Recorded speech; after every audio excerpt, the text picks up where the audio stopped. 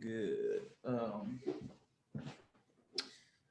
Just finally got back home from. I've been in uh, Florida for like 2 weeks, so got home yesterday. Back Nice. to this cold. How about you? Um, Sitting pretty. Um, I flipped a brick on GameStop, and yeah, And now you a mobster, huh? huh? And now you a mobster, huh? Yeah, that's me. Yep, I love it. I'm Listen, mobbing. I know you. Yeah, I know you hype about that. So Yeah, well, it's for a lot of people that I know, um, that bought in when I did, which was months ago.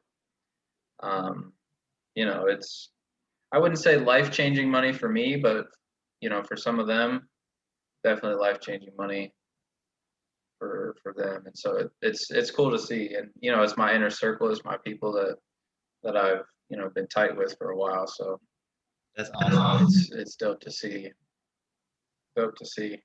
Um, so yeah, it's kind of crazy, like um, all how this has all played out and um, how all of like the shit with Robinhood and how they shut down buying, but they would let you sell, and some of the relationships and things behind the scenes there.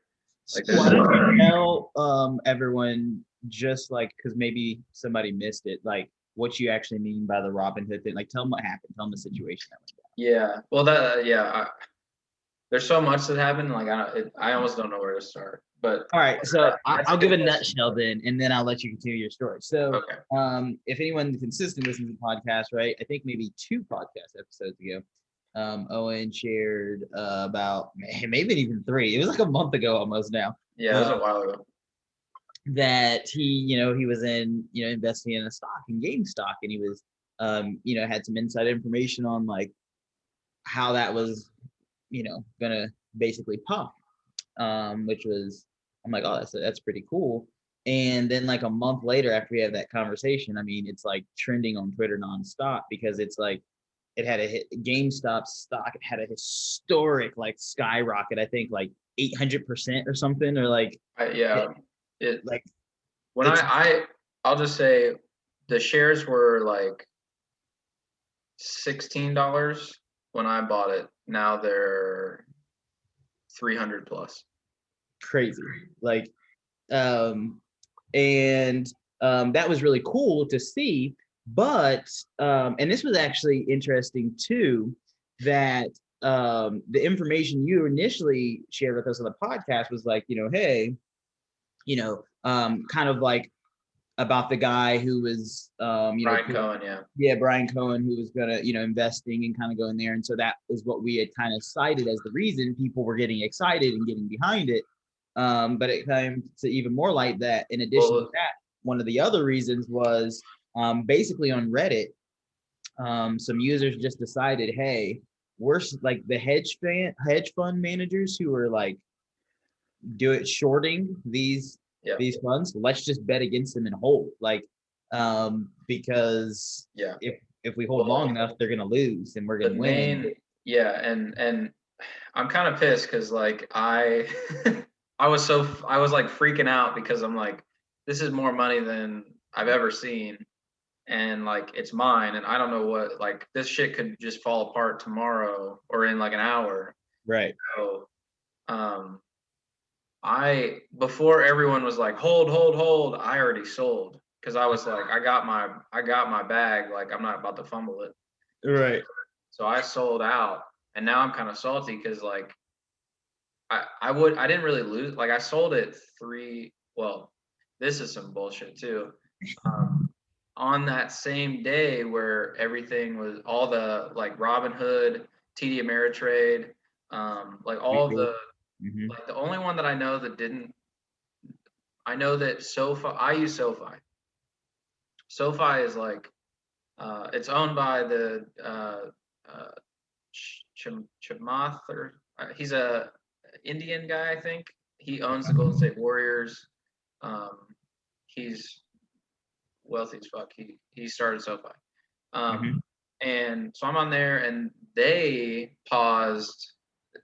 They didn't shut down buying or selling, but like the trades were getting blocked. And I was talking to my buddy about this. Excuse me. Apparently, and he knows way more than I do, but I'm starting to learn.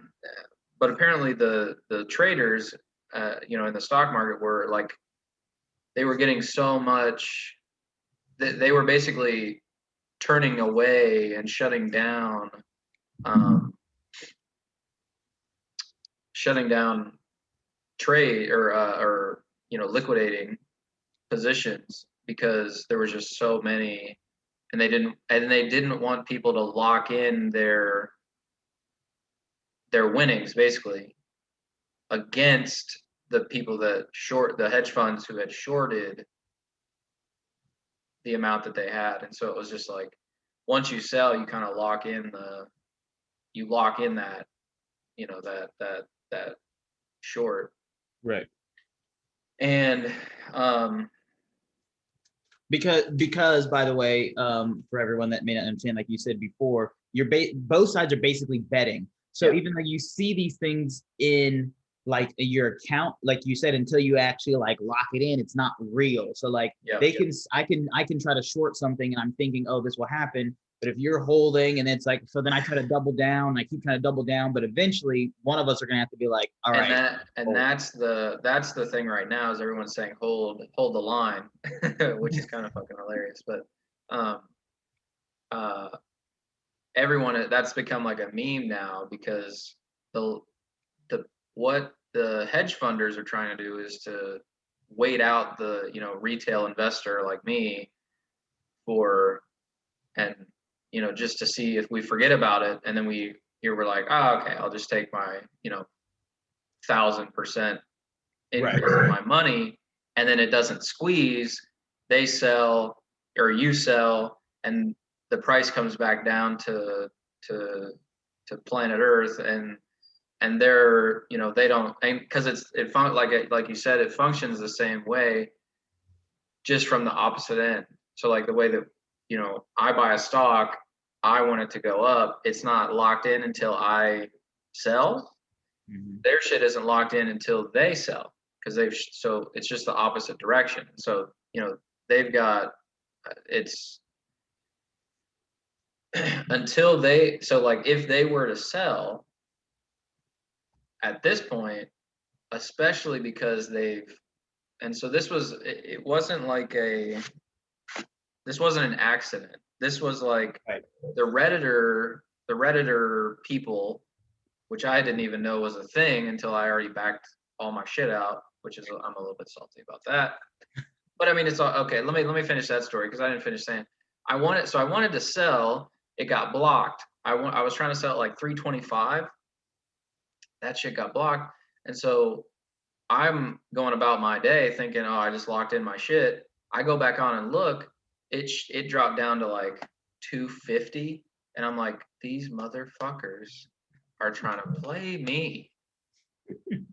I'm gonna lose my shit. And like, it even showed on the app. It was like, it showed that I sold it. I put in a order to sell at 325, and it didn't go through. Same thing happened to my other buddy, and so I go back in and I'm like, well, fuck, like it might all be crashing down. And this was, like I said, this was like a day before it all caught on Twitter, and everyone's talking about hold the line and all this shit. If I had seen that, I would have been a little bit more, like reassured, like, okay, I can relax. But it dropped all the way down to 250. I'm like, oh, for fuck's sake, I'm gonna like, we're talking about thousands of dollars that I'm losing right here. And so, so I freaked the fuck out. It climbs back up to 285, and I'm like, all right, I'm gonna just get out at 285. So I sold everything, and so I 15x'd my money my initial investment, something like that. You gonna share with the folks the number? You want to do that privately? No. We'll keep that private. I'm telling y'all, bro, he's a monster now. Y'all go fucking knock on Owen's door for some money. It's not that much money, but like, I'm in a much better position now than I was a week ago. Dude, so what's the crazy thing about this is I don't think people realize, and it's something we've talked about even for like just other social issues before, like, yes, there is big entities and people at play. Yeah. But, manipulating markets is a very real thing, and it's happening like right in front of your face, and nobody gives a fuck. Right. Well, and it's like, well, because most people, and this is why, guys, we always talk about self-educate yourself and to stop. I know even those things can be fun, to stop just doing what everyone else is doing. I don't want to watch the news. I don't want just because they're trying to keep you focused on other things. Like just because I don't think most people realize that, oh, we can just all like, this is not going to stop. Like they've like picked other ones where they're like, cool, we're going after this hedge now. Like, and if there's enough people that do it, the same thing's going to happen. Like, and people are going to make a lot of money again. Last I saw, the main hedge funds that shorted GameStop they've lost like 19 billion. One of it, the one went completely bankrupt. I think it's more. I think the one lost like 21 billion. Oh, really? I saw a report or something like that. I was reading I was trying to read some articles about it over the last few days just to like get an idea of the numbers and the scale of everything. I've seen between 20 to like 80 billion. Wow. So who knows? But like I said, like none of it is locked in until they sell. And that's the thing is, so you mentioned that it's two things. It's like they shorted this company. Redditors found it and were like, we don't want GameStop to die. So like we're gonna get together and buy a bunch of it and save it. Right. The reason that they wanted to save it and they saw an opportunity to save it was they did the math and figured out, oh, you fucking idiot hedge fund billionaires shorted this company more than 100% of the total shares in existence. Mm-hmm. Like, one, that's illegal. You can't do that. You can't. And so that's like, we like to think that they're playing a fair game. It's just like the capitalist system or whatever. But it's manipulation of markets and a lot of corruption on their end that they're happy to profit off of, but when the roles are reversed, they want to change the rules. Mm-hmm. And that looked like the CEO, or maybe it was the ex-CEO of NASDAQ,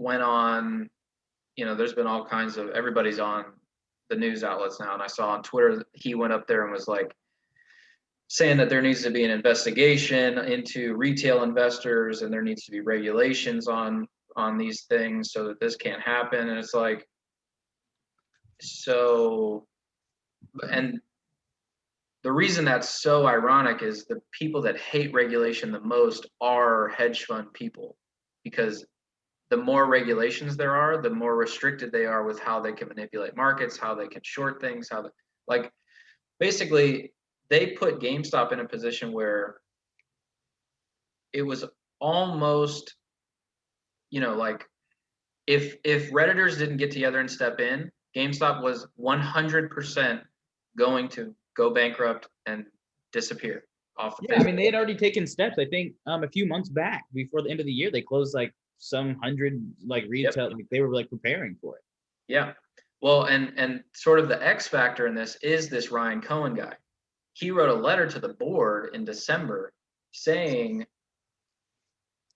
GameStop and the board, y'all are blind.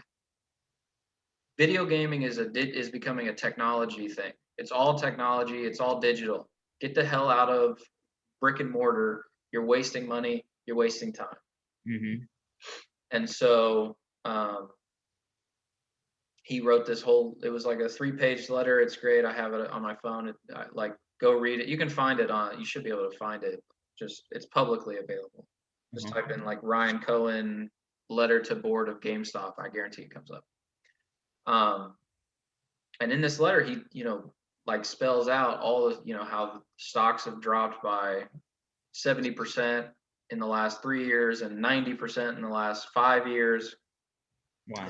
You guys haven't pivoted in any way. You guys are still hanging on to this brick and mortar thing, which is dying and going away. GameStop needs to become a technology company. Once I read that was, so I went all into GameStop probably a month before that. Once I read that, I put 2 times my initial investment. So I took what I had and then I put I doubled that and put through all that into GameStop.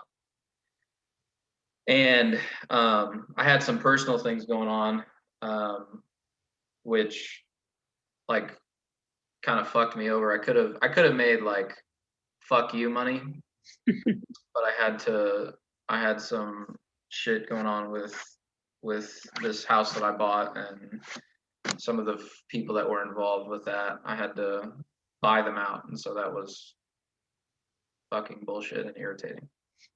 But and the way it was handled was quite irritating. And so anyway, could have made fuck you money, but that's okay. I'm well on my way to fuck you money. And so but yeah, so I've been all in since then. I bought in at $15, $18, something like that. And so yeah, I was sitting pretty. And then once I saw that Ryan Cohen put this letter out, I'm like, oh, it's a wrap. Like, right. All of the conditions are set to where it's just like you can't stop this.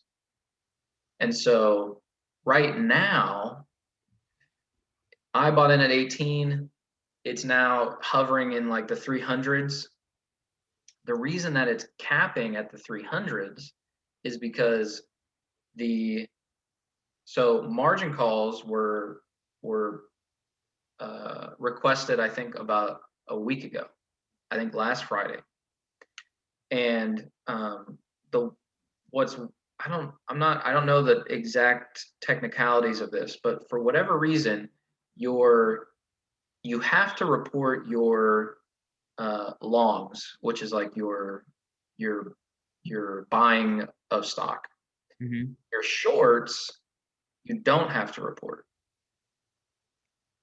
So as a hedge fund person, and basically that's where the corruption comes in a little bit, is they sort of hid, and maybe they didn't know, maybe they're just incompetent, but to some degree they hid that they shorted more than 100% of the shares. That's where I'm sure there's someone on Reddit that did the calculations and was like, they shorted more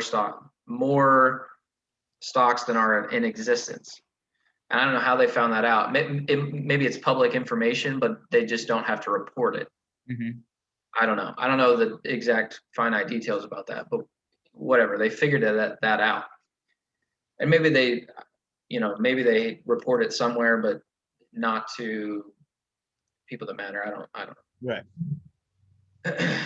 Anyway, so once someone found this out, then it was like a perfect storm. I found this out shortly after I read this letter that Ryan Cohen wrote to the board of GameStop. And that's when I was like, this shit is blowing up. Like I'm gonna make a fuck ton of money. Mm-hmm. Now, fast forward to where we're at now, a couple of days ago, I used SoFi. I had that one issue where it wouldn't let me sell my shit. Other than that, they've been pretty good. There was like maybe a couple hours where you weren't able to buy or sell. But I think I really like SoFi and the owner there. I think he even bought in. I think he did an option for 50,000 shares. An option is basically like for the listeners, it's you're betting on the price to go up. So you get like an exponential return if it hits a certain number. And so this was when it was like 60-ish, maybe 80. Oh, wow. He bought 50,000. He made fuck you money. Yeah. He already got fuck you money. Right. He doubled. He made a lot. So he did 50,000 shares, betting that it would hit 115. It hit that and it smashed that. Right. And so after that, I then was like, this shit is it's going to the moon. And so I think it was later that day, it went to 150. I sold. It dipped all the way back down to like 60 something. I bought back in at 60 something and had like, basically I flipped a brick right there. Mm-hmm. Then I bought back in at 60 something. It shot up the next day it shot up to like, that was when it hit 250. Held. The day after that, I think that's when it hit. It opened at 350 and I'm like, I'm out, I'm selling. Right. And I put in a thing at 325 and got shafted. Can you tell I'm salty about that? Anyway, so that's sort of the like trajectory of how all this went and the things that were happening behind, like before it became all over social media. That was like I think those are the three main things that were sort of happening behind the scenes that, you know, people were sort of speculating about, but no one really knew. Mm-hmm. But now that we're here, the hedge funders, in the same way that you don't lock in your money until you sell, they're not locking in their shorts until they sell. So their plan right now, and this is the whole motivation for holding the line, is if they hold, the stock will drop back down, because truthfully it should be worth like it's probably worth like $50 a share right now. Mm-hmm. Where it's at, probably 40 to 60. And so if they hold out and, you know, people forget about it in a week and it drops back down to the universe and it's at, 50, 60, 70, they get their money back. They're, instead of losing 80 billion, it's, 10 billion. Right. So that's sort of the motivation for holding the line. And if they were to just say fuck it and sell, that shit would pop to, I think it would go to like 1,000, maybe more. Right. Because it would set off there. I guess basically there's nothing capping it right now. Or I mean, right. There is something capping it right now. If they sold, nothing would stop it and it would squeeze and it would shoot. I think it could go to 5,000. I don't know. Right. As popular as it is now, it could go crazy. What's your prediction? You think that'll happen, or do you think they'll recover their losses?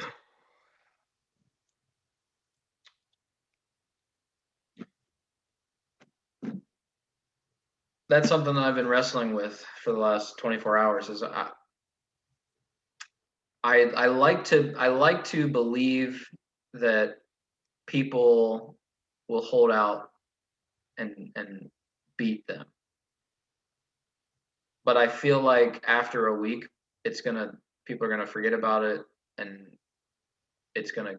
people are gonna get bored and move on to the next thing, and it won't matter, and it'll drop to, maybe it drops to 100 and then they sell, and then maybe it squeezes for a day to 250 or something, 200, and you know, and they, instead of, taking $100 billion L, they take a $10 billion L. But I think that's what they're banking on. I truly, my gut tells me that people will hold.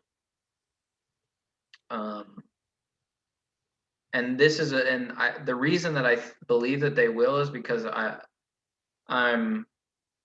try to be as tapped into the human spirit as I can, and I really feel like this is an opportunity to basically say fuck you to the people that pretend it's a free market. Right. And until that free market doesn't benefit them in the order of billions, then it's fascism like that off the rip. And like the situation with Robinhood and Citadel, I don't know if this shit is bananas. Like the whole reason that retail investors are even allowed to be in existence is because of these hedge funds giving permission and money to people like Robinhood, probably SoFi, TD Ameritrade, right, all the whole Fidelity, all of them. They make a deal saying like, "Yo, I'll trade you some, my people's buying habits, and all you get all this extra data from all these different people, and you get even more money into the stock market." So it's a win-win for the hedge fund people. right. And so Citadel is one of these hedge funds that either worked with or partnered with Robinhood. And this dude, like the CEO of Robinhood, can I just say, homie looks like a beta bitch. You know what I mean? Like he looks like his girl dicks him down every night. You know what I mean? Like when they be in that position where like it looks like the girl is fucking the dude, that's his favorite position. You know what I mean? That's what he looks like. And so he, and he's a co-founder. There's some other people, but he's the face of this. Vlad something. Yeah. He went on this whole, tour of the news outlets saying, the volatility and this and that, and we didn't have enough. We weren't sure. We wanted to protect our investors and all this bullshit. And like pretending like, hey, we know that you. And here's another thing: Citadel, this hedge fund that he partnered with, that he's giving data to, they are one of. I think they shorted GameStop in the tune of like $3 billion. Wow. So right there's some special interests. So when Robinhood, and here's the thing, once it popped off and became the like meme stock, everybody downloaded Robinhood, put $1,000 or $500 or even $50. Right. It doesn't, whatever. They put some money in and threw it into GameStop, thinking, "Fuck it, what like, who cares?" Right. Or they just got their stimulus check, and they've been grinding for a year now, almost. They figured out how to get by without the dumbass government stimulus. Mm-hmm. Oh, I don't need that shit. I'll throw it into Robinhood and maybe hop on this train. Mm-hmm. So the volume when it hit social media, the volume went up, I think like 20-30%, maybe even more than that. That's crazy. And so from that point forward, it was no longer in the interests of Robinhood and its affiliates to allow people to buy the stock. Because as they buy more, that just exposes them even more to the losses that they're going to take. Right. And so Robinhood does the most fuck shit of all time. For 24 hours, they prohibit you from buying the stock, but they allow you to sell the stock. So the purpose of that, and I don't think it was necessary. So one of the arguments is, okay, Robinhood, so the way that it works is I have $1. Right. If I can leverage that $1 into longs, which is like a buy, and leverage it up to $15. It's sort of like equity, kind of. So I can leverage it up to $15. But then I can take that $15 and use it to short. So I have my long and then I have my short. So I can long up to 15 and then short another 15. So that $1 that you're risking has essentially $30 of equity or of risk attached to it. Mm-hmm. So the way that the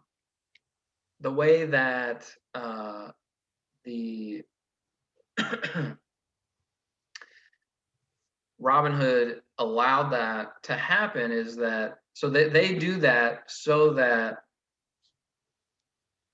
they can it's like a collateral thing. I'm really trying to be as concise as this with this as I can. So one of the arguments is that because there was all that money at risk, Robinhood didn't have enough collateral to put up to the banks to allow people to continue to buy and sell the stock. That's the key thing. There's a liquidity issue with. Yes, liquidity. Yes, it's a liquidity issue. He went on to one of the interviews I saw. He was asked point blank, "Was it a liquidity issue?" He said, "No." Yep. So, which is going to screw him when Congress decides to investigate. Yes. And so he's a dumbass, and he gets fucked every night, and it's all good. But his girl claps his cheeks. Anyway, so essentially, but even if he were to say yes, it's bullshit because that for every dollar that is invested in these hedge funds and in really mostly the hedge funds, but any options you do, you get this $30 of risk. So basically for every dollar that is put into the stock market, there's $30 of risk that can be attached to it and manipulated and played around with. Right. So I think if he were smart enough to say, yes, it was a liquidity issue, I think that they could investigate and determine that, no, there was plenty of money on hand. You have all of this, you have more money than you've ever had on the app. People are putting more and more money than, like, you've got it. So, and there's all kinds of reports of like, so basically it's bullshit. So he's correct. It was not a liquidity issue. They had plenty of room to spare. So that tells me that and in addition to that, the fact that you only allowed people to sell and not to buy means that you're limiting the damage that is done to Citadel and whoever else is your affiliate who hedged billions of dollars against GameStop and its success. Now that it's succeeding, you're blatantly manipulating stocks in front of everyone's face and acting like you don't, Right. like it's no big deal. Because, like you said, they're not like there is real risk involved, right? And I think there is going to eventually be some sort of, not the regulation the hedge funds want, but there's going to be some type of regulation with retail investors coming together, because there is risk, because it makes it very volatile, right? And so, like you said, I think pretty much across the board at some point this week, like you said, a lot of people did pause, and it was just usually for a few hours, right? Because it was just like, but like you said, the difference was they weren't allowing you to buy or sell. They're just like, we got to halt everything for a second, like catch our bearings, make sure everything's good. Versus there was more trading than ever. Right. More buying, more sell, all of it. Right. Versus, like you said, okay, if I just say, hey, you can only sell, well, then that's going to cause, like you said, it helps those interests, because like I said, for instance, let's just take your situation. Let's say you had already bought and you want to maybe buy some more now because you think, oh, it's skyrocketing. And now they pause that and you see it dropping. Most people are, and this is why I asked that question. I think the hedge funds are going to win in the end, because the average individual, and I just look at every other aspect of their life, is undisciplined, right? Yep. And so they're going to see it and go, oh shit. And, cool. Most people made more than this, but, hey, I put my 50 in, I made 100. Let me just get out. Right. Yep. And so I think that's what they were trying to encourage. Right. And I know that may not seem like a big thing to some people, but like you said, it really is, especially for a retail investor who's not disciplined.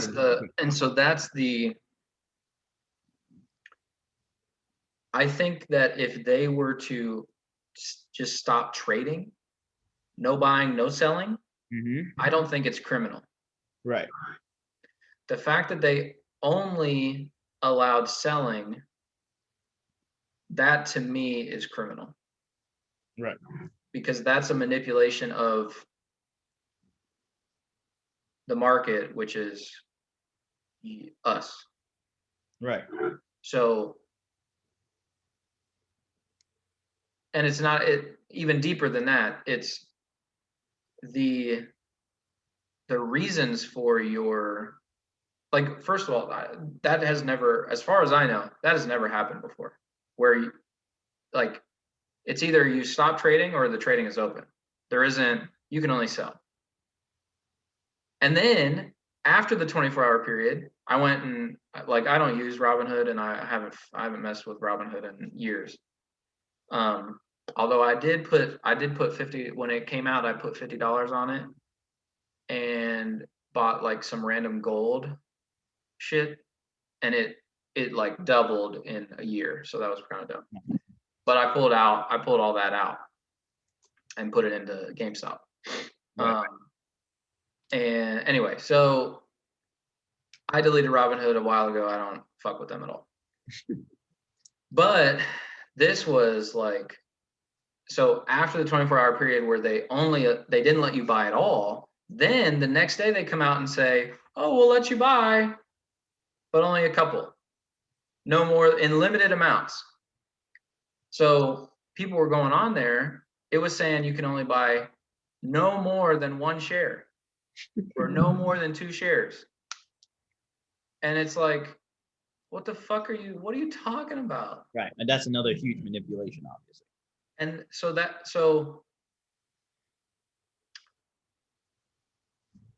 they may as well have just not let you do it. You know what I mean? It was essentially like, we'll let you do it, but really we're not. Right. It ain't. Yeah. Limiting people to 1 share, like, that's some bullshit. That's fucked up. That might even be more fucked up than just not, like, I don't know. To me, that's like. Yeah, but the thing is, that's what I mean. So you're playing on the undisciplined of the uneducated, right? Yeah. And this is why I was always. But my thing, like I said, I truly believe that the more people than ever see and are aware of how fucked up the situation is. It's not a, like, I feel like the country has been so divided over the last 4 years. and a fucking video game stock has brought everyone together on one mission, and it's to redistribute wealth to your average person. And I guess think we'll see. I'll take the short position, and you can. I'll take the short position on this, and you can bet the other side. yeah, I I'm trying not to be naive. Mm-hmm. I really am, and that's why I said it. I've been thinking about this for real, like 24 hours straight. It like, by the way, I don't like, I sleep, but not that much. Yeah. My mind is just like always going on something. Right. Unless I hit the blunt, then I sleep like a baby. That's when I really sleep. So I really think that this is, I guess really this will be a test. This is like a test for me to see how smart and how aware the average person is. Like when it comes to like the elections and shit, you know how like something like 50% don't vote. I used to think, years ago, I thought, like people probably just don't vote because they're lazy or they don't give a fuck, or like they know it just doesn't matter. It doesn't affect them. So like they don't care. But the more that over the last like year or so, maybe 4 years ish, something like that, since since like Trump came in,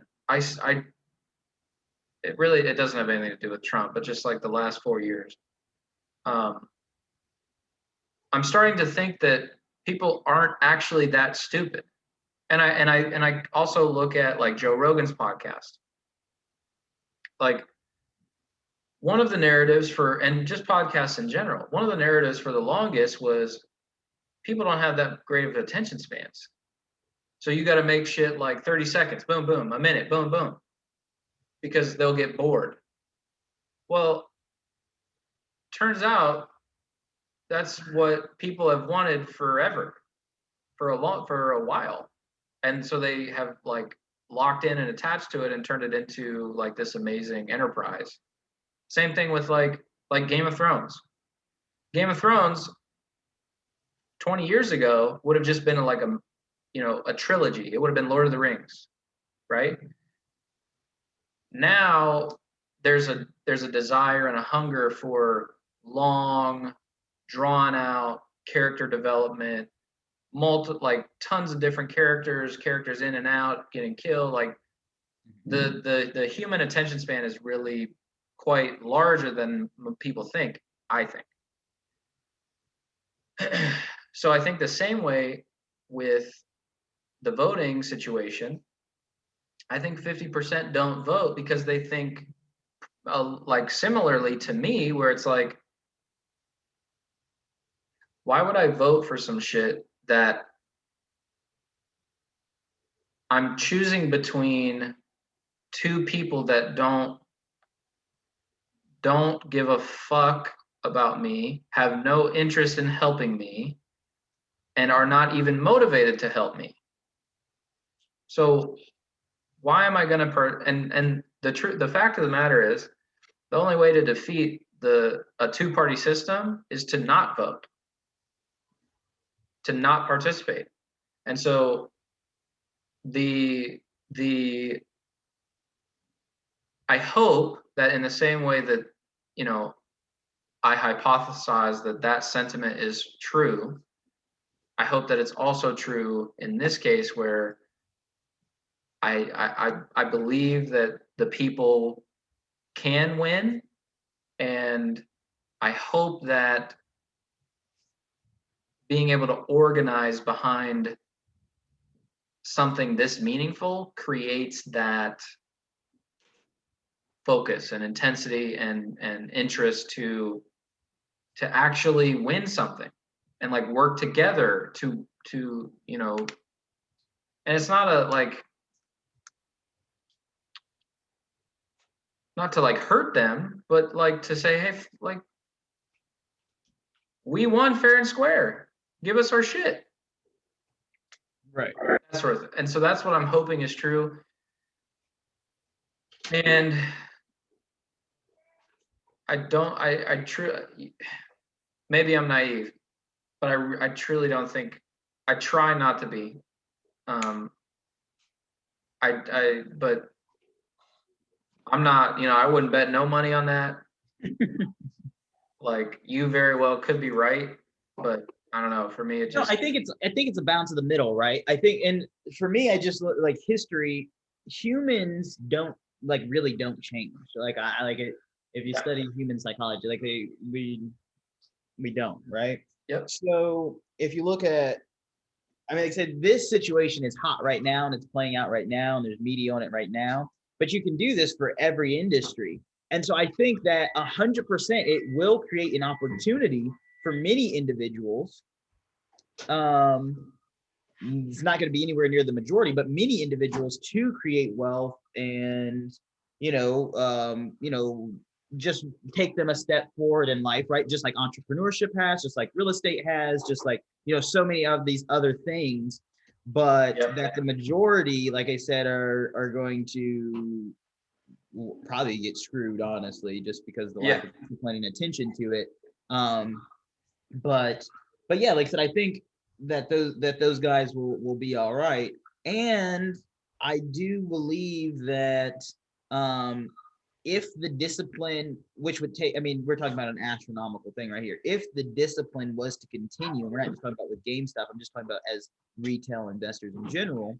If the discipline was to continue and this was to keep happening, I know that there would be an unprecedented move from our government to stop it, because though I don't think people realize how fragile the society that everyone thinks that they live in, and the rules that I know, and people talk about the man and this and that, and we've talked about that over and over. It's really, they're really not as powerful as you think. It is a perception. And when that perception gets fractured, because society is so fragile, that will cause very, very major issues in other areas of our lives, right? Where these people that have all these billions of dollars in hedge funds, like I know that, the joke on Twitter was like, oh, it's screwing, the guy that's got 3 yachts and, and his, like left. And that is kind of temporarily true, but those same interests, go and put money into our government, that's going to get called, right? And you're going to be like, hey, because like I said, because we live in a very fractional thing. And so I think that, like I said, there will be basically bailouts until the mass undisciplined fall off and things can kind of go back to normal. But there's going to be a group, right? And obviously a significant number, but not in comparison to who's in this country, who stay disciplined and go very targeted. And it probably won't always skyrocket as crazy as this did, but are going to be able to be disciplined. And I think that they need that, right? You almost need the numbers to be smaller so that we can be disciplined, do that, make our winnings, and turn around and move on. Yeah. I think the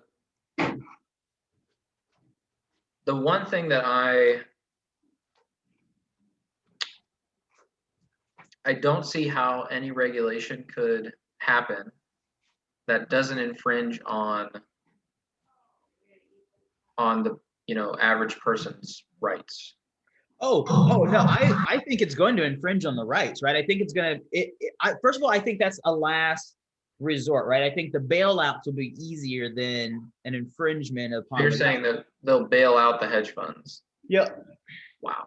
Probably with the tax dollars that are the capital gains tax that is everyone is. Just like they had to bail out the banks, and that's what I'm saying, because because of how fragile this is. But we also know, right? If I look at history, like I said, I know that when it happens, they'll tell you it's for your good, right? That's how we talked about that with 9/11, right? That's how in America, the Patriot Act was for our good.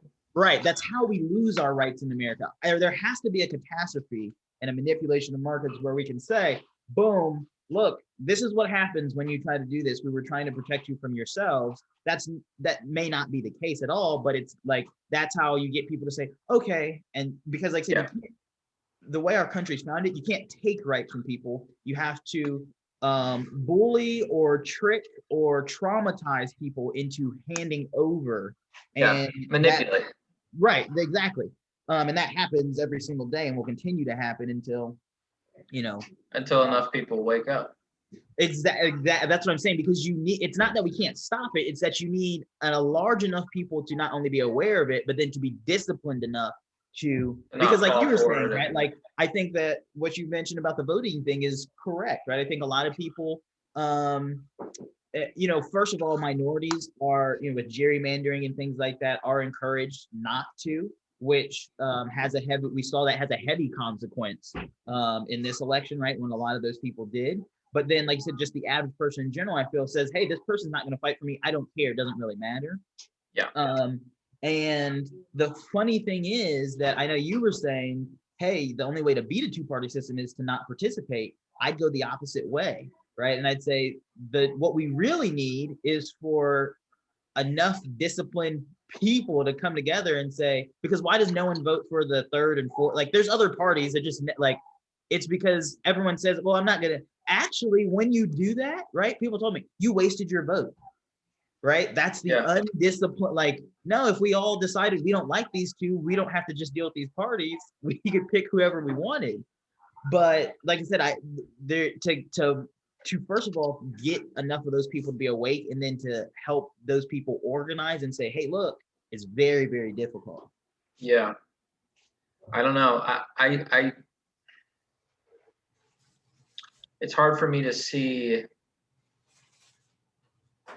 a way that and I guess it's not even so much. I think the bigger issue, well, in my opinion, what is the bigger issue is not how people vote. It's how we get our candidates, which I know we've talked about in the past. The way that we get our candidates is just as manipulated and fucked up as this GameStop, Robinhood, Citadel shit.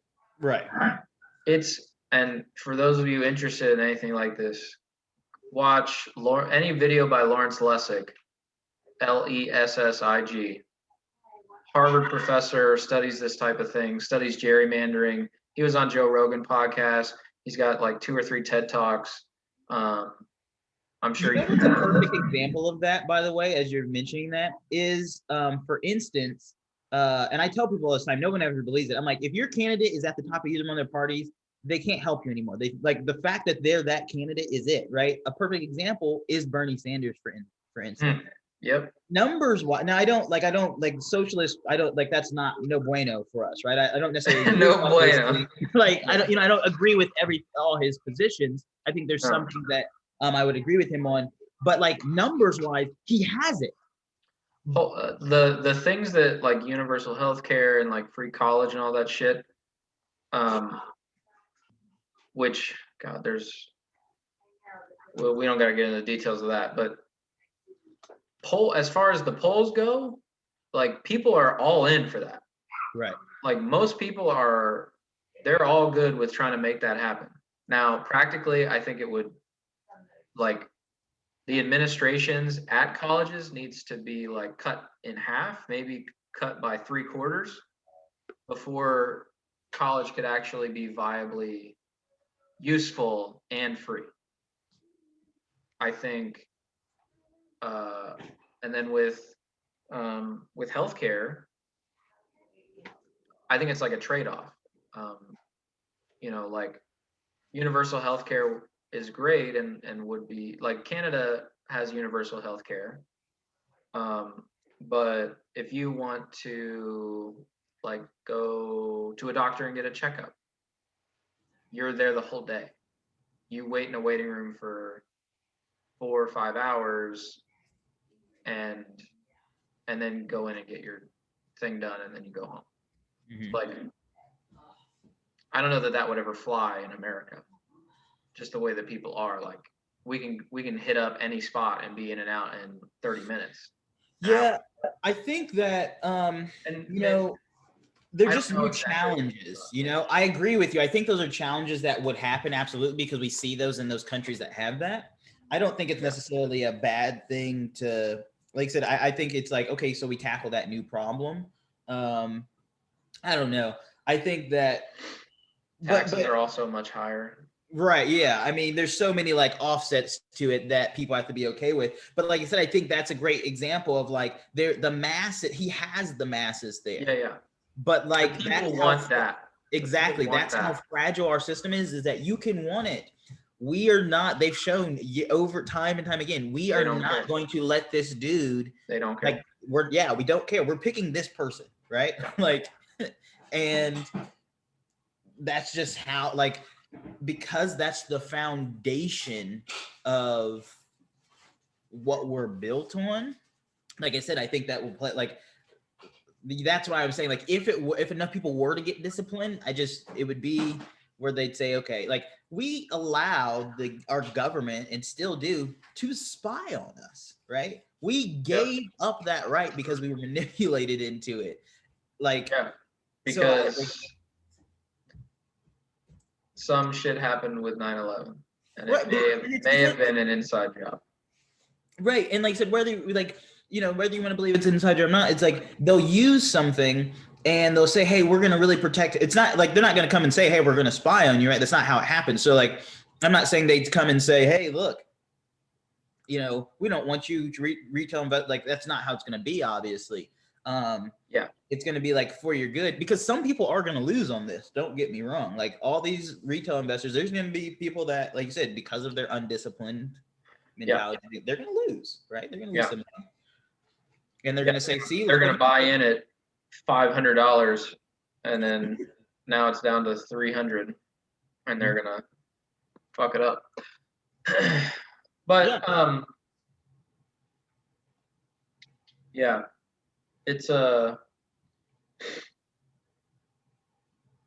it's funny how that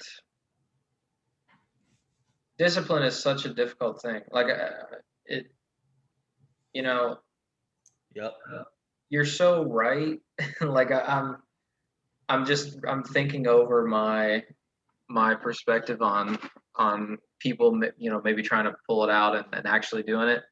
And like, I just don't see how after a week people care anymore. Or here's the thing, right?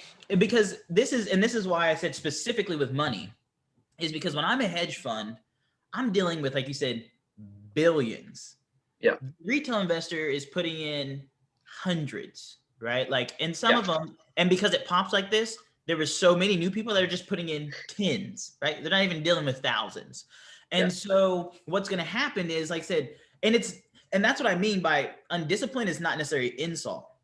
The average person's situation is so fucked up that, like I said, if you put $10 in and you make $250, you're going to be undisciplined. And I'm good. Like, that's crazy. I didn't have to do anything. I didn't go work for 16 hours today. Like, and me, as I'm betting on that. So like, I can, like, I will hold because of your undisciplined. That's what I mean by, like, not in a bad, like, cool. You're not in a situation, like, I'm going to my mansion. I got a bidet. I live here. Right. Exactly. This is where dude spends every day. Right. Whereas you're like you said, even for you had a situation where, like, okay, someone could be getting in it and like, their water tank in their house goes out and it's like, fuck, I got to pull my $500, like whatever it is. You see what I'm saying? Like, the undisciplinedness of that in general is like, in the end is why, like, and so like I said, why it was good that so many new people jumped on. That's also why I'm like, that these guys are going to win. Like, that helps them out because there's more new, undisciplined, uneducated people.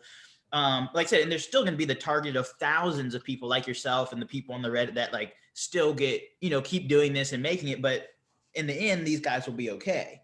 Yeah. So it's just a new shift, right? It's just a new way of how things are going to go. And they're going to realize and they're going to recalculate and say, cool, we can still do this. As a matter of fact, I know for a fact that there's some smart guys that are going to come off of this and say, cool, they want to do this. We're not going to do some regulations. Do it. And they're going to start letting them and let everyone jump on. And they're just going to realize, hey, we just got to hold longer. Yeah. Right. And if we hold for a month or exactly a week, It's just their new calculations. Like you said, usually they're usually doing this. Like we short it, it happens quickly, and no one knows about it. Oh, they want to know about it. Cool. We'll just hold, right? We'll go to the banks and start showing this. What like it. They'll be okay over here because, like you said, it's what they do. It's where they live at. Yeah. It is a disruption for now, but they'll pivot. Yeah. Yeah. And I'm pulling for you people. I really am. I just don't. I hope. And maybe I'm naive, but I just hope that this can happen and it can be turned around. And if it, I don't know that this will ever happen again, which might be a good thing. Like it's probably good that like hopefully shorting a company more than 100, it's already illegal, but like hopefully they wake up and say, oh, these people can figure this out and fuck me and jib me out of my billions. So like I'm gonna pay real close attention to my numbers and make sure I don't short a company more than the total shares that are in existence. And maybe that'll be a good thing. I was talking to my friends the other day too. Like this could be one of the biggest like redistribution of wealth in like the modern era in the 21st century. Like the amount of people that have made money off of this. So here's what I say though, right? It's a win, but that's what I like. It was for people who were already going to win or are winning. Yeah, true. You see what I'm saying? Like the people who are disciplined enough, like you and your friends who are there, like you were talking, like homie's in a good position. Like he does, he doesn't have to do this anyway. Like he does. You know what I'm saying? Like that's a different. Like yeah, you're gonna make a bag for sure.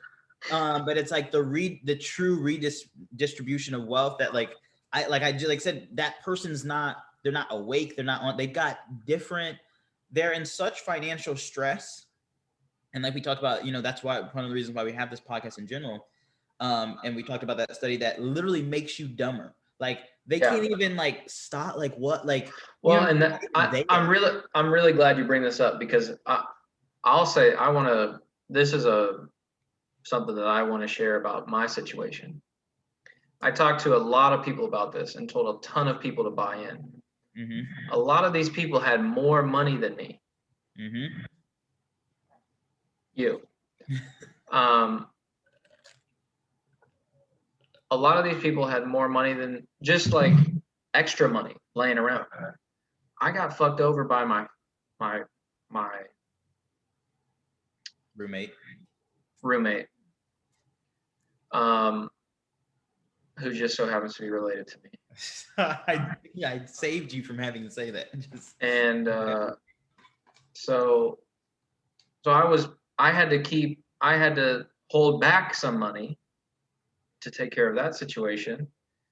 And even then, the amount of money that I put in, so like I had my initial investment was like a few thousand. Then I put a few more in. I know people I talked to people that had like 10, 20, 15. And I'm like, bro, just put 5 in. What do you got 10, you got 15 sitting in your bank account doing what? Getting 0.00001 interest? The fuck? What are we doing? Look, here's the situation. Ryan Cohen wrote this letter. He's pivoting to a technology company. This GameStop is going to come back. It's going to be successful no matter what. Right. I'm telling you, like, and I would, go through the whole thing. And, I wasn't like, buy it or you're dumb. It's just like all of the signs say you can make something. And it's like, the amount of people that told me, I don't have enough yet. I haven't made enough money yet. I don't have enough in my bank account yet. I'm like, What are you waiting for? Yep. And that's another, I had that conversation with my other buddy who made stupid money, life-changing money. Like if imagine if I just was like, oh, I don't have enough. You know what I mean? Because I had maybe like 5,000 to my name, Mm-hmm. in addition to a mortgage payment that just got doubled, a you know a job that pays fine, but is certainly not like that much money. My realtor, it's a slow time for the realtor business. Like all everything's down, and I'm like, fuck it. Like what am I gonna just watch this money sit in my bank account, or what? Right. And so I had this conversation with my buddy, and we talk about it like soldiers. It's like it's a war, right? And so, am I gonna sit? And it's the same. It's really falls in line with the same talent parable of like, am I gonna sit and just have I'm gonna bury my talents, or am I gonna take my talents, my money, and go get more talents? And I didn't go from, I had about 2 talents, and I flipped that shit into like 15 talents, Mm-hmm. 20 talents, 30. You know what I mean? Like Yeah. I more than flipped that. I turned 2 talents into like 2,000. You know what I mean? Like my shit was thousands of percents up. So like it's But that shows you what I mean, right? just real quick, the last thing is those people now look back and say, "Oh God, I was so stupid," and it's like, well, yeah, but now you know. But the only problem is this probably will never happen again. Mm-hmm. So, it's tough, and I'm probably wrong. It's probably not that much of a distribution of wealth. Maybe I just because people close to me, Right. we were in it, so maybe it just feels like a lot of people got rich, but like for the most part, it's probably not. Right. Well, that's what I mean, right? Because that's the camps that people live in. Either so, like the first one we're talking about, where my situation's so bad that I don't even operate there, and sadly, that's where the majority of people are. Yeah. Well, and I really want to point out how that is not a growth mindset. That is a like restriction. That is a bury my talents mindset. Right, but like as we know, like you said, people already like that's why we have this pod. Like people don't have that mindset in general, and like so, but that's where most of the people are. And then there's the other side. They're like, and it's usually what I would throw them into is they're the middle class, right? Or Yep. the new word is like the upper middle class, where like I'm doing well enough. I have like you work a job. Yeah, that they and don't. Make They're not a nice salary. Exactly. So then there's the rest of those camp, and then there's the sliver that you and I operate in. And that's what I'm saying. Those people, yes, are going to they got wealthy. They're going to maybe continue, and those are the disciplined people that are going to create certain opportunities. Like I said, I don't think it's ever going to get this big again, but they're going to be able to keep creating opportunities with that discipline. Yeah. That's why we'll just keep winning. I just won at like fast forward for a few days.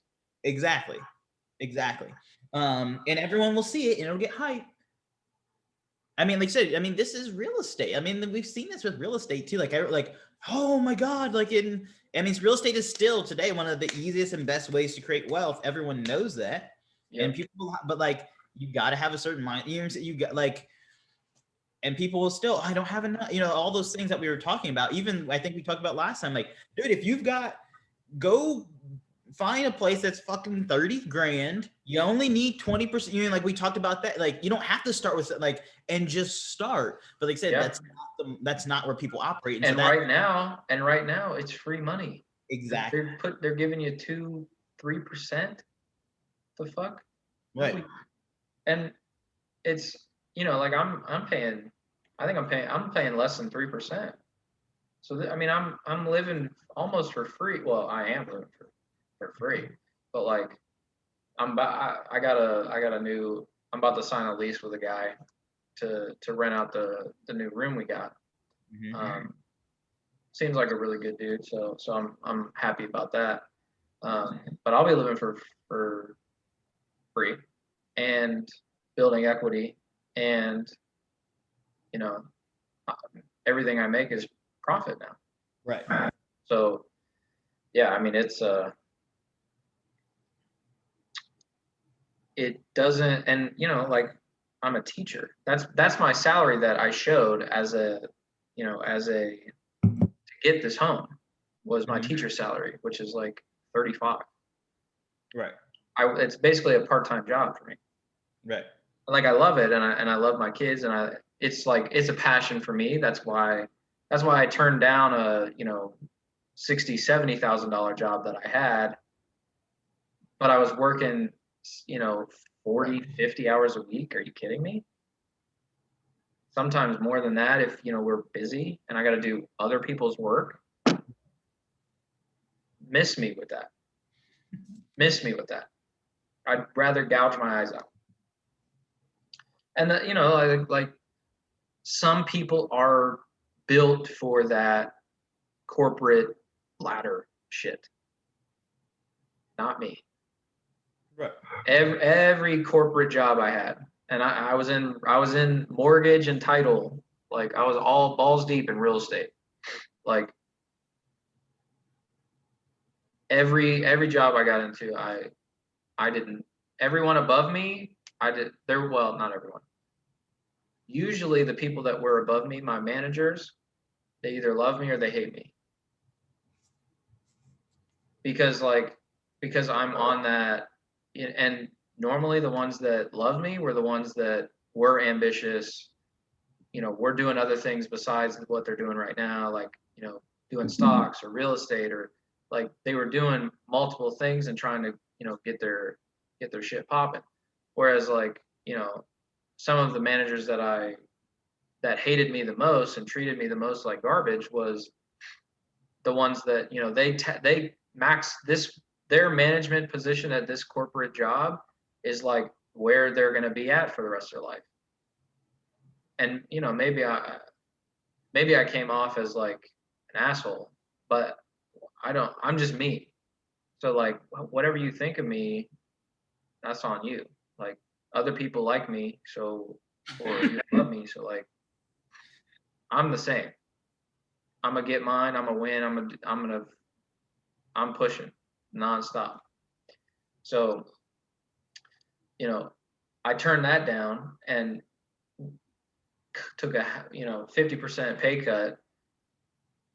I did, I made some nice change as a realtor, so that supplements it. But anyway, the point is, I was able to get a job and get a nice house in a nice neighborhood for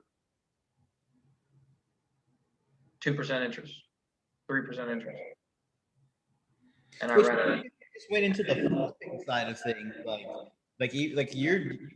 you're staying there right now, but like even with some, that's what I'm saying. Like, but like I said, and that's just not people's mindset because of the constant daily manipulation and mind numbing that happens with information.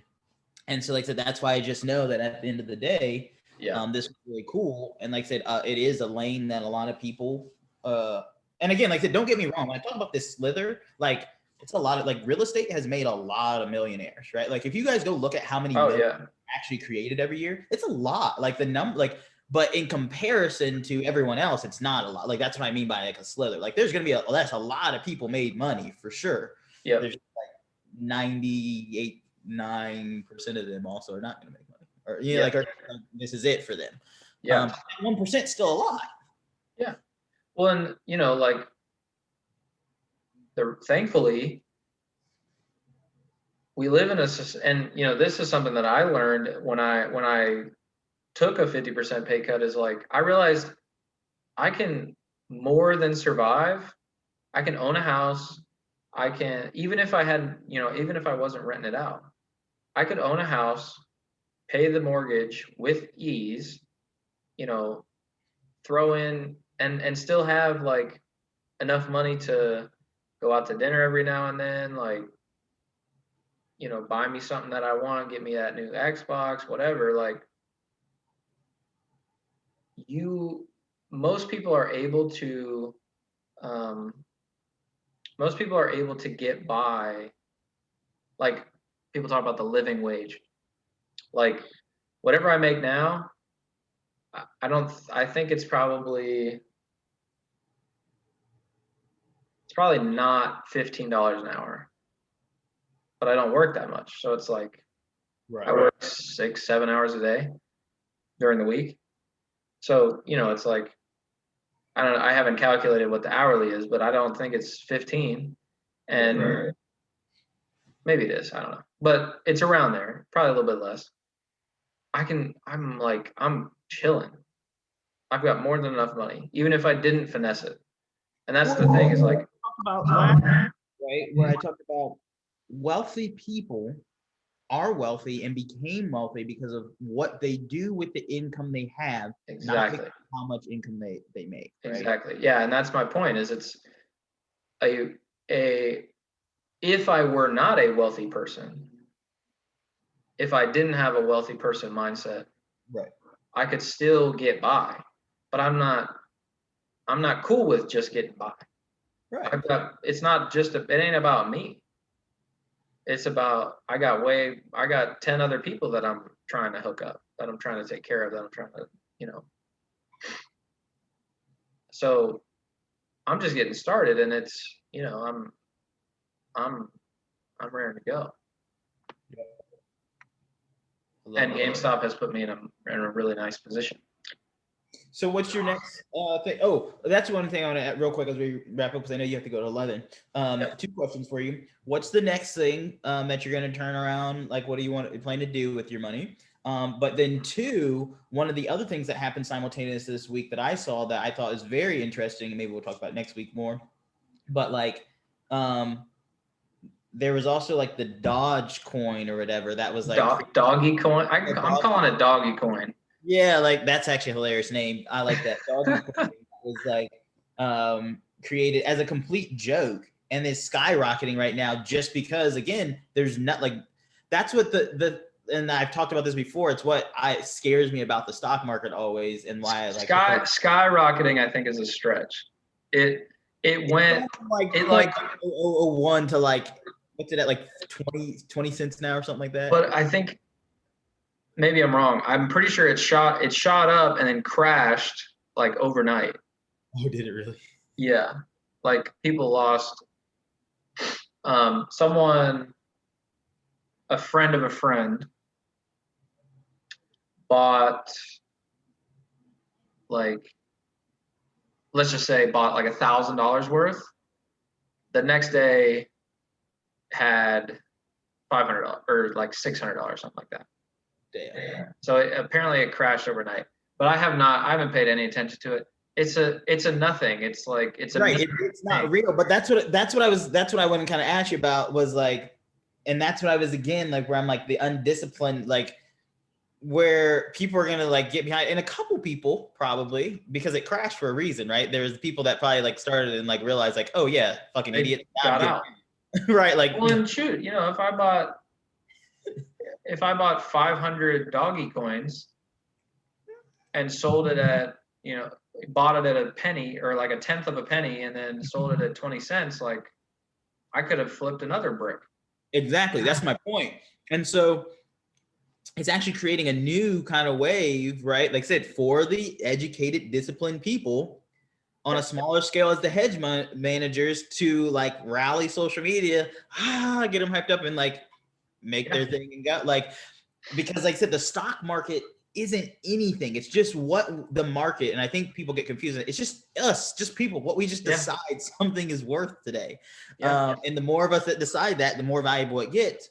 So like that was my question to you to kind of close it out. Like, what are you gonna do with your money? And like, what do you think about this new opportunity where people can just like decide like, hey, we're in anything, right? We can even create one because this one is completely created. Like I said, it's not real. What are your thoughts on that? I'm not moving forward. I'm not sure how I feel. I mean, like, it feels too artificial. to be something that can be like a long-term way to make money. But I could be wrong. Part of the problem is I'm not like, I would consider myself on the path to being like a master of real estate and understanding it and how to work with it. Stocks is like, I've been like, for real estate, I've been studying and reading and learning and doing for 6 years, 5 years, something like that. Stocks I've been doing for like a year, and stocks are probably 2, 3, 4 times as complicated as real estate. Because of the way what stocks actually we talked about, like it is basically nothing. It's a perception. Do you think someone can actually become a master at it, or you can just become very aware of trends, right? Because everything has a trend, and so you because you're looking at it so much, you find that when to get in and when to get out. Yeah, like well, a luck game. I would consider that mastery. Okay. Like, there's, because I always wonder, like, I mean, they talk like a master poker player, like a master blackjack. Like, okay, you can't, like, to me, I get what you're saying. Like, I guess, sure, I get, but like, when I look at the stock market, like blackjack, it's like, yeah, kind of, but like, it's really like kind of luck as well, right? You can kind of pay attention, but like, you can't really master it because I can't control it. I don't know, but so in the same way, like in blackjack, there's trends. Mm-hmm. So I guess, everything that can be studied has like deeper levels to it. Yes. And so like in blackjack, I'm sure, and I don't know nothing about blackjack. I mean, I know how to play, but like, I don't know. I'm sure there's like a way that you can know or have it's not even know, it's you're aware of the trend. And so the percentages of like, okay, if I hit me with another card, right, and I've got, these 2 cards, the likelihood that I get, a card that makes me crap out, like, is this percent. So I'm willing to take that risk, or I'm not willing to take that risk. And so I think it's the same thing with stocks, where it's like, there are patterns and there are trends and there are percentages associated with everything probably. And so you can then tap into that and start to study and understand, okay, the trends are, if a company is getting shorted X amount of dollars, like, it's almost inevitable that it's going to go bankrupt unless it's GameStop or AMC, which AMC is a completely different thing. Like, there is no long-term, as far as I know, there's no long-term plan for AMC staying around. It was just like, I think it was just a meme thing. Whereas GameStop has this, what like I call him the X Factor, Ryan Cohen. He is taking the reins as CEO, I think in June or something like that. But doesn't that matter if I hold on to the stock? Like, if I'm a real shareholder in GameStop, that only matters to me if I'm really going to be around in June. But like you said, most people are doing what you did, and so it's like, why does it really matter if I use AMC and get out? Why not? Well, let me tie into the initial question of what I'm going to do with the money. Uh-huh. So right now, I'm out. Everything's out. And so I'm just kind of watching the market. Right now, it does. I could be wrong, but it feels like there's going to be a dip coming soon, like maybe not a crash, but like close. Mm-hmm. Or if not a full blown crash. And so I don't want to be in anything. I'm going to wait like a month, maybe 2, and and just see where things are at. But my plan is for GameStop, once it comes back down. So right now it's sort of like in a limbo, where it's like squeezed, but it hasn't like fully complete, like it hasn't climaxed, right?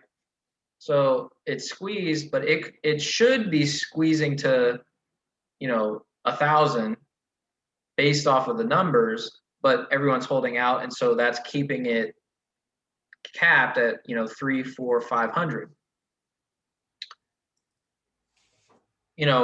Whatever happens, if people hold on and force them to sell and they fuck it and lose all their money, great. And if people get bored, great.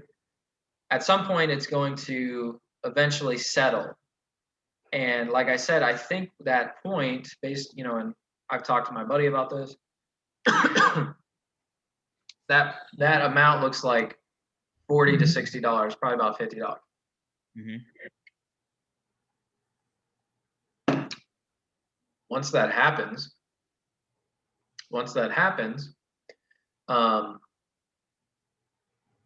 then the moves that GameStop is set to make, and if you read this letter that Ryan Cohen wrote, he spells out, he said he wanted to pivot to a technology company. He lists out exactly the, ideas that he has for how they're going to be a technology company. Really, it all makes perfect sense. So, like, I have full belief that he'll be able to do it. So, I have the freedom to, I can throw in money and take out money within a few days. So the whole point, and I think I mentioned this before, but the reason that I started this from the beginning, getting into stocks, was I didn't have any interest in it for a while because I thought that I had to keep it in there for a year or whatever.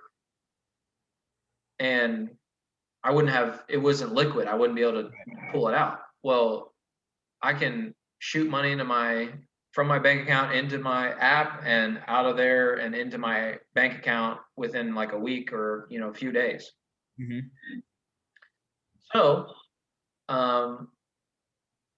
my plan is to use this as a way to build my money, make my money work for me until I get to the, next piece of real estate that I want to get. I'm in a position now where I was planning I want to move south, like Florida, Atlanta, Texas, something like that. Because I just truly hate winter and it sucks. Mm-hmm. So I don't want to be in winter again. And so, I can keep this place that I have here, refinance it and turn it into a investment property, and then take whatever money I have and go buy another property somewhere down south and never have to deal with winter again and I'll find a teaching job or whatever. My school that I teach with has their headquarters is in Florida, so I could transfer to one of the schools in Florida. Mm-hmm. This is all, it's all sort of like speculation at this point, but that's sort of the like rough plan that I have. And but who knows, like maybe I'll find a great deal and I'll just buy another piece of real estate here. I don't know. Nice. But I would really, anytime, I just hate winter. Like I really want to, and I have the ability to I've always wanted to have like a vacation rental, more or less. And so I now have the ability to, put a down payment on something like that. And so that's I'm going to invest in GameStop when it comes back to Earth. And, it's easy. So it'll come to like, hopefully it'll come to 50, 60 buy in, and within a year, it'll be $100 a share, in my opinion. Right. Yeah. Based off of, the things that he's got planned. So, and shoot, like, who knows, maybe now, because of all the popularity, it may not ever drop back down to, maybe it might stay at 100. I don't know. No, that makes sense though. Like you said, that makes it, your position makes sense, right? That like I said, I think it doesn't matter where it ends up coming to. I think it will rise because, like you said, anytime a company's going from bankrupt and an old an outdated model to a newer model, and that company's just going to be functional again, right? That makes sense. So that makes sense. Your position makes sense. I like that. That's awesome. So that's the plan. Is like I'm going to use the stock market to build money and make my money work until I'm ready to put it into something else. Love it. Oh, and then a very important thing. This is like huge for listeners. First thing that I did was I calculated my motherfucking capital gains tax, and I set that bitch aside. Ain't it 20%? Based off, so what I saw was it's like it's tiered. So like based on the amount, it's X amount plus a percentage of whatever amount above that, the previous tier. Gotcha. So I did a rough calculation of that, and then set that money aside so that I have money ready to pay Uncle Sam when his ass comes knocking. That's another thing I was talking about, the uneducated, undisciplined. That's what I'm saying. Like people, like they don't even like capital gains. Huge. Yeah. Like, that's a big one, because I could go turn around and spend all that, and then next year when I file my taxes, if I don't have that money on hand ready to go, I'm the only thing that would help you is that you're in real estate. If you got a property that you could somehow write a loss off that matched that, I mean, it'd have to be a pretty significant one, but yeah. But yeah, I mean, you would only, by the way, for everyone, it's not skipping out on taxes; it's a deferment, which is why real estate is so great. I mean, he could potentially defer up to 30 years those taxes, but someday you're gonna have to pay. Yeah. Yeah. But nice. Well, sweet man. I don't want to hold you. I love this. No, it's all good. This call and you breaking everything down and sharing with us, and I'll be knocking on your door for a loan soon, man. So. Sounds good. Sounds good. Alrighty, brother. Peace. Peace.